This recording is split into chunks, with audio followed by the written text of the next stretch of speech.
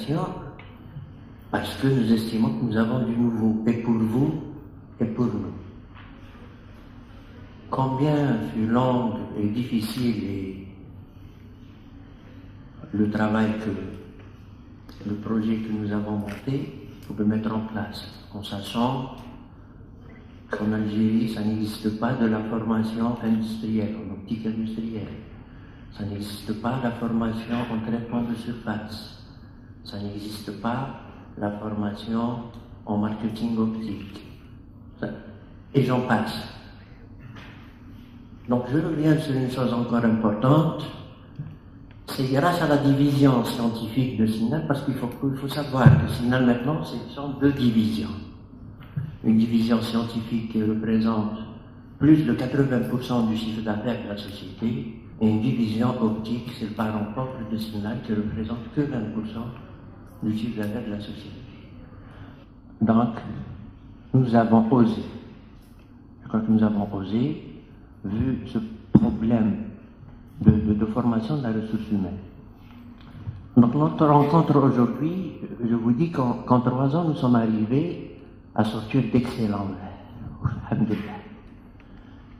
Maintenant, c'est comme une équipe de football. Il y a une défense, un milieu de terrain et une attaque. Nous avons donc notre défense, elle est solide. Nous avons un verre certifié. Nous avons les procédures de travail qui sont bien sûr certifiées ISO Management. Nous avons des tests sur ces verres-là qualité qui sont connus et reconnus par des experts internationaux. Et par rapport aux experts, notre laboratoire n'a rien à voir au laboratoire européen. Donc, pour une production nationale, c'est notre fierté. Aujourd'hui, les verres qui sont expertisés chez les experts sont connus et reconnus et notés. Voilà, donc je tenais à vous inviter pour vous dire que ce labor a été difficile et que les résultats sont là.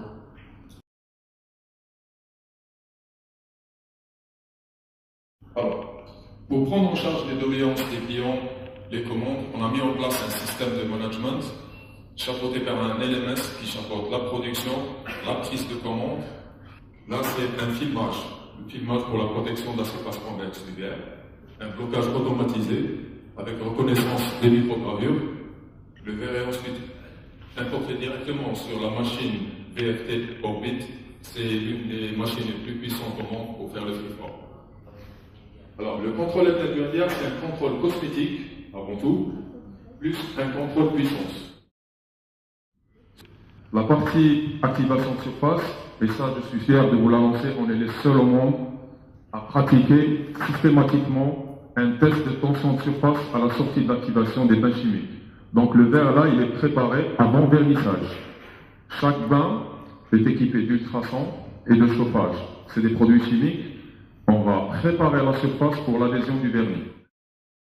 Donc après le vernissage, les verres sont recontrôlés. C'est un autre contrôle cosmétique avant la cuisson finale. Les verres, selon l'indice, selon la forme, prennent des temps de cuisson de 2 à 3 heures à 120 degrés.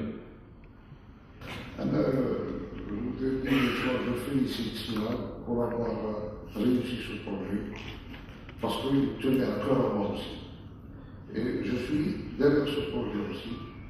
Donc, Signal, je pense qu'il n'est pas en retard, parce qu'il y a beaucoup de gens qui disent que Signal est en retard, il n'est pas en retard. Moi, je connais la circuit et M. Abdallah aussi. Donc, on se voit dans des salons. Donc, on se disait que ce n'est pas le moment d'investir sur un matériel qui n'est pas encore performant. Donc, maintenant, il est performant. On s'est donné le mot pour essayer d'investir dans ce truc-là. Il a investi lui, et je lui souhaite beaucoup de courage, parce que dans l'investissement, on dit qu'on est en retard, mais réellement on n'est pas en retard. Pourquoi? Parce que le freeform, avant, c'était une boule qui faisait le freeform. Et dans la boule, quand la boule se mettait sur le verre, on prenait une surface un peu plus épaisse que par rapport à la pointe. Alors quand la boule, quand elle descend, elle prend à peu près 2 mm. Maintenant, la pointe, elle prend le millième de millimètre.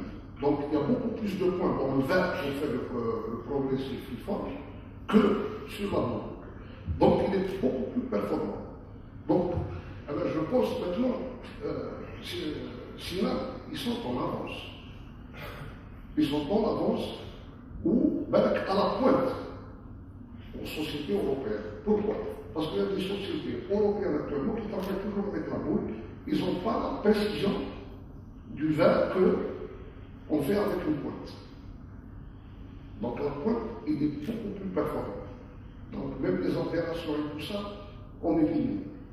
Parce que quand il y a 2 mm et 1 millième, il y a une forte différence. Et on multiplie pratiquement point, par peut-être par 1000.